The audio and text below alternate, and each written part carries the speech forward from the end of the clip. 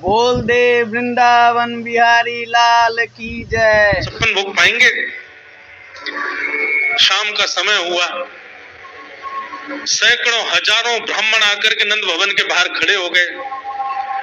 यशोदा मैया ने अटारी से जैसे ही देखा, इतने सारे ब्राह्मण, बोले कहा क्यों मैंने, ये सब कौन है, मोह का पता कौन है, मैं ना जानू मैया इन्हें।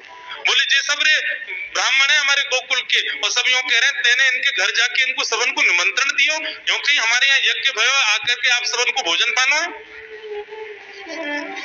भैया तेरी सौगंध खा के कह रहा हूँ, मुझको तो जीव ना पता इनको घर कौन सी गली में, झूठ बोल रहे हैं सब रे, मैंने निमंत्रण नहीं दियो। ब्राह्मण सब बोले मैया देखो कैसे सफेद झूठ बोल रहे हैं आपके आगे। मैया बोली सच बता तेने निमंत्रण क्यों दियो। तब ठाकुर जी बोले मैया बताऊं। बोले बता।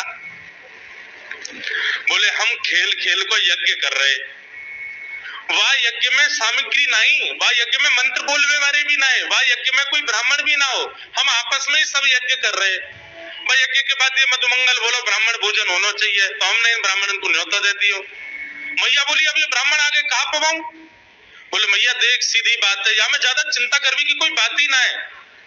जब बिना मंत्र के, बिना ब्राह्मणन के, बिना यज्ञ सामग्री के हमारा यज्ञ है सके, तो ऐसे ये भी खाली खाली दोना लेके बोलते हैं हाँ भाई रसगुल्ला बहुत बढ़िया बनो है, ये देखो ओ मोहन थार तो बहुत ही बढ़िया बनी है, सब्जी पे पूरी कितनी बढ़िया लग रही है, खाली पत्तल लगा दे, खाली दोना लगा दे, और भाव से ये लोग भी पालेंगे है क्यों भोजन, भाव को यज्ञ भाव को भोजन।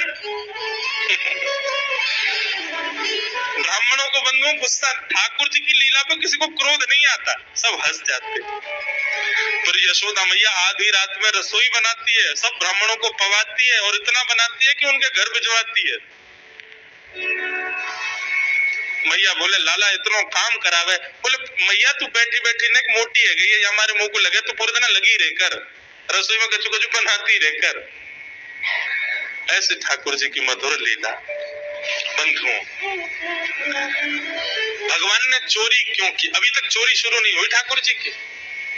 अभी चोरी का प्रसंग कैसे प्रारंभ होता है। एक दिन ठाकुर जी अपने ग्वाल वालों के संग खेल रहे थे, तो ठाकुर जी ने ऐसे खेल खेल में श्रीदामा को धक्का दिया, श्रीदामा गिर गया, बहुत जोर से रोया। ठाकुर जी बोले अरे भैया शांत है जा, लग गई, अरे ठीक है अब शांत है जा, लेकिन श्रीदामा शांत नहीं हुए। ठाकुर जी बोले तुम कैसे हो, गोकुल में रहे में हम, गोकुल को मतलब है जहां हर घर में 1000 गैया, उसका नाम है गोकुल।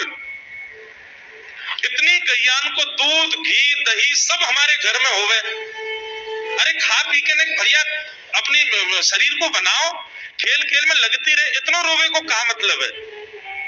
तो श्रीदामा क्रोध में भर के बोला तू तो राजा को बेटा है लाला, तो को मक्खन खावे को मिले, घी खावे को मिले, दही पीवे को मिले, हम लोग तो बेचारे गरीब ब्रजवासी हैं, हम लोग जितना दूध घी दही बनावे सब कंस के लोग ले जावे हमारे यहाँ से।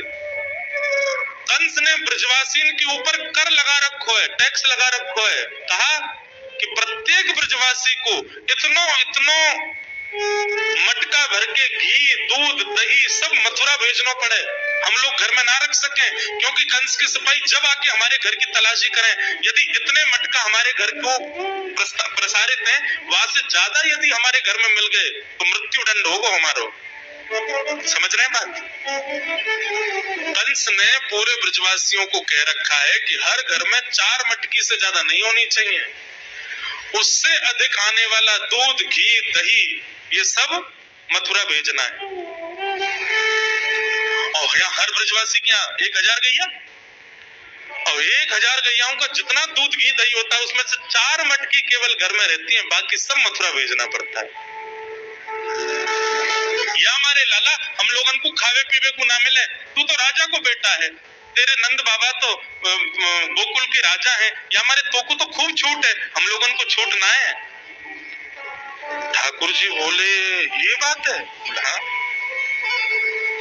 ठाकुर जी बोले मेहनत करें हम, गैया को पाले हम, गैया को घास खवावे हम, गैया की सेवा करें हम, और दूध पीवे को वो राक्षस कंस।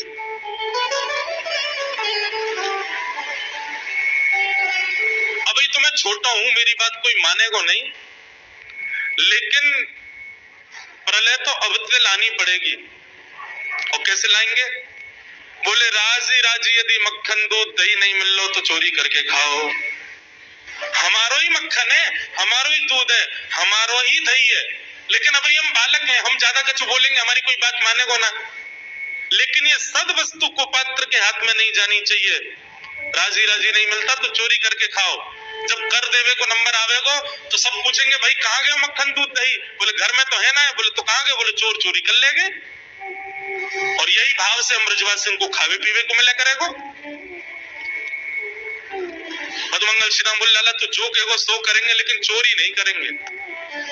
ठाकुर जी बोले तो ठीक है, कल से तुम लोग अलग खेलो, मैं और दाऊ दादा अलग खेलेंगे, हमारे संग मत खेलना। मधुमंगल श्रीराम बोले अरे लाला तू नहीं जाने, मैया यो के लाला जो चाहे करियो, चोरी मत करियो, चोरी करवे तो ब्याह ना होवे।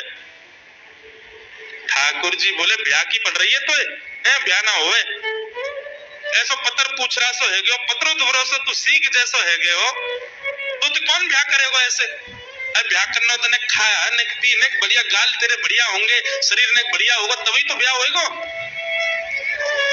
अब भैया हमारी बात सुन लो, जितने अच्छे काम करने सब आज कर लो, कल से चोरी करेंगे, पूरे ब्रजमंडल में आतंक मचाएंगे, हमारो ही दूध घी दही है और हम ही चोरी करके खाएंगे। ठाकुर जी ने चोरी क्यों की? क्योंकि सारा गौरस बेवजह मथुरा भेजा जाता था और मथुरा से कंस पूरे भारत में वितरित करके खूब धन कमाता था। इस वजह से ब्रजवासी प्रताड़ित होते थे, क्योंकि गैया के लालन पालन में जितना खर्चा होगा सब करो ब्रजवासी। 4 मटका दही। अच्छा, प्राचीन जब ठाकुर जी पृथ्वी पर पधारे तब कोई व्यापार नहीं था, ब्रजवासियों पर एक ही व्यापार था, 2 व्यापार थे, या तो घी बेच के, दही बेच के, दूध बेच के धन कमाओ, या फिर खेती बाड़ी करके अनाज बेच करके धन कमाओ। वही तो व्यापार था। उसमें भी 4 मटके मिलते थे, 4 में से 3 को तो बेच देते थे, 1 में पूरा घर चलता था। ये हालत थी ब्रज की। इसलिए ठाकुर जी ने कहा कि भैया राजी राजी नहीं तो गैर राजी, हम जितने बाकी की मटकी मथुरा भेजे वाली उनको सबन को तोड़ फोड़ करेंगे, उनमें से मक्खन निकाल निकाल के खाएंगे, एक दूसरे को खवाएंगे और सब यहीं रहेगो, मथुरा नहीं जाएगो कछु। इसलिए ठाकुर जी ने चोरी की। ठाकुर जी बोले प्रैक्टिस मेक्स मैन परफेक्ट। सबसे पहले प्रैक्टिस अपने घर में ही कर लें कैसे करनी है चोरी। सो अगले दिन ठाकुर जी सवेरे उठे, देखने लगे यशोदा मैया देख तो नहीं रही, और ठाकुर जी चुपचाप गए महाराज जहां पर सारे मक्खन दूध दही रखे, वहां पहुंच के गौरस भंडार में। और गौरस भंडार में एक मटकी के ऊपर से ढक्कन हटाए करके जैसे ही ठाकुर जी ने हाथ बोर के पानो प्रारंभ किया, सामने एक खंबा था, उसमें मणि लग रही थी। आज पहली बार 3.5 वर्ष की आयु में ठाकुर जी ने अपना प्रतिबिंब देखा, पहली बार अपने आप को देखा दर्पण में। बंधुओं, बच्चों को शीशा नहीं दिखाते, छोटे बच्चों को तो दिखाते ही नहीं, और 3-4 वर्ष तक भी बालक को अपनी शक्ल थोड़ी देखता है वो। अब इसके पीछे कारण बहुत सारे बताए जाते हैं, परंतु हमें तो लाल जी से मतलब, लाल जी का क्या है? ठाकुर जी ने जैसे ही प्रतिबिंब में अपने रूप को देखा, अपने रूप को देख करके ठाकुर जी बोले हो तू भी आयो यहाँ चोरी करवे। अपने आप से बात कर रहे हैं ठाकुर जी। अरे मैंने कही तो हती अपने अपने घर में चोरी करनी है, तू दारी के मेरे घर में आगो चोरी करवे। ठाकुर जी अपने प्रतिबिंब से बात कर रहे हैं। अब गौरस भंडार में ठाकुर जी की आवाज गूंज रही थी और वो गूंजते हुए रसोई घर में जा रही थी। रसोई में मैया ने सुनी, बोले ये लाला कहां से बोल लो है, उठ गयो कन्हैया, मुझको पता भी ना चली, नूपुरन की आवाज ना आई।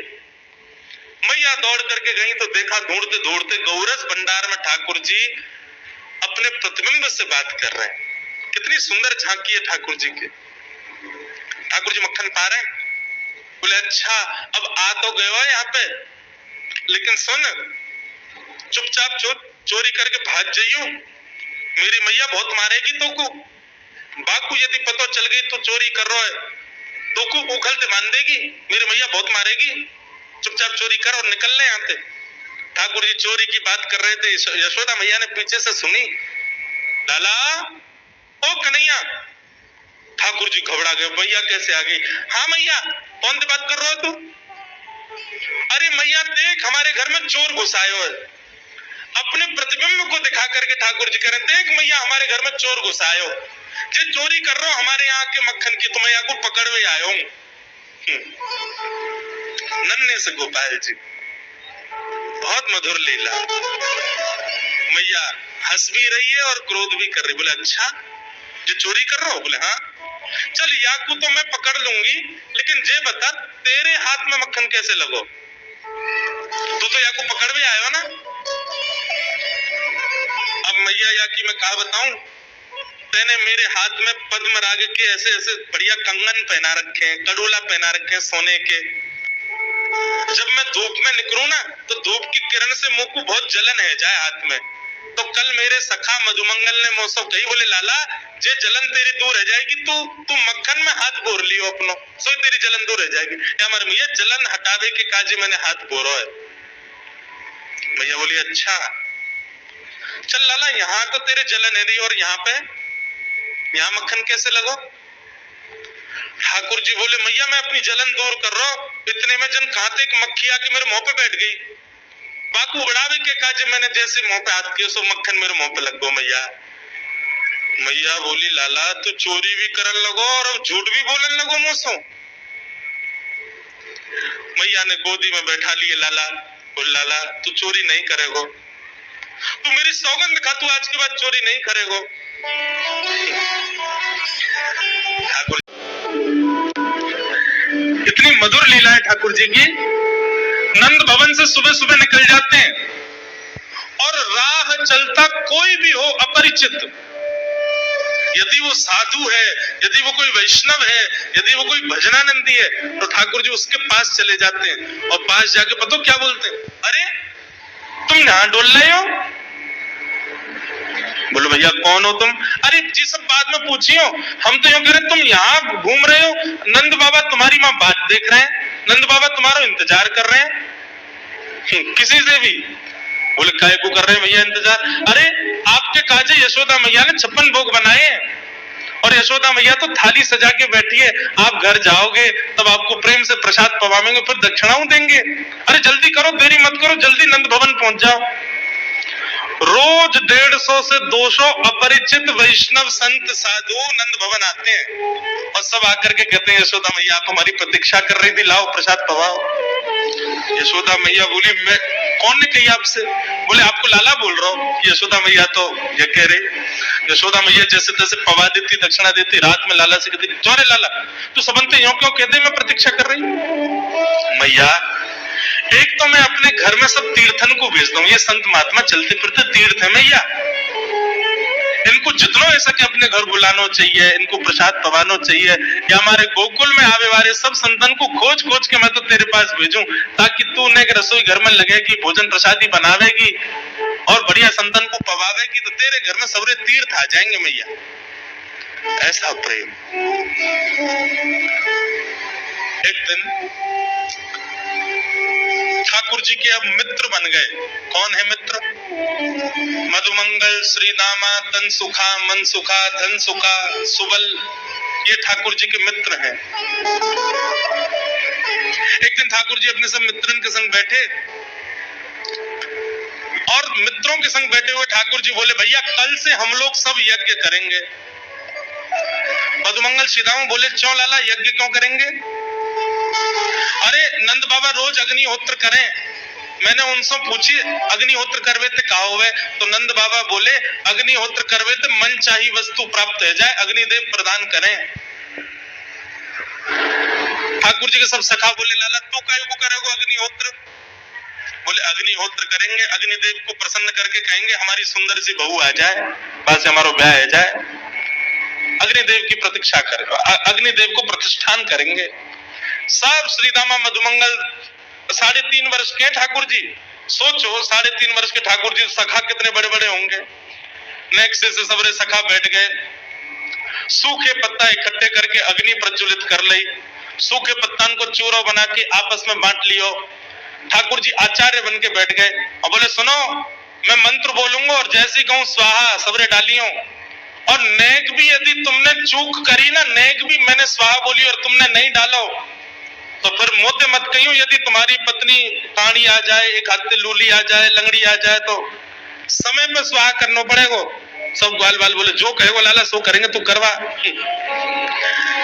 ठाकुर जी ओम नम नम नम स्वाहा, सब स्वाहा, सब एक संग डालते हैं। श्री रामा तू देरी से डाले, देख लियो लंगड़ी आ जाएगी तेरी बहू, अग्निदेव को प्रसन्न करो।